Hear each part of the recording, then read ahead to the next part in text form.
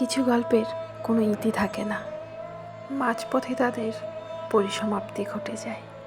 আমি তো সেদিন বুঝিনি, কিন্তু আজ বুঝতে পারছি কেনই বা এত অপ্রয়োজনীয় হয়ে পড়েছিলাম সেদিন। সেদিন হয়তো ঠিক বুঝতে পারিনি, কিন্তু আজ সময়গুলি চোখে আঙ্গুল দিয়ে আমায় শিখিয়ে দিচ্ছে যে আমি কতটা অপ্রয়োজনীয় ছিলাম তোমার কাছে। একদিন ভেবেছিলাম সমস্ত অভিযোগগুলি একটি গল্পের খাতায় লিখে তোমার থেকে অনেকটা দূরে হারিয়ে যাব, কিন্তু দেখো পারলাম কই।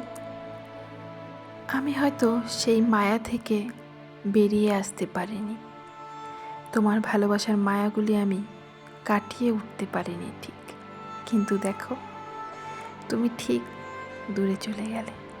তুমি এখন অনেকটা ভালোই আছো।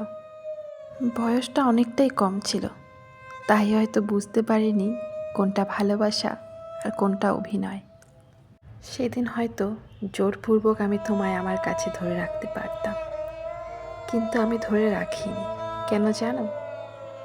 হয়তো ধরে রাখলে তোমায় পেতাম, কিন্তু তোমার ভালোবাসা তো পেতাম না। তোমার চোখে আমার অপ্রয়োজনীয়তাটা ভালোভাবেই ফুটে উঠেছিল সেদিন, তাই হয়তো তোমায় আর ধরে রাখার জেদটা করলাম না।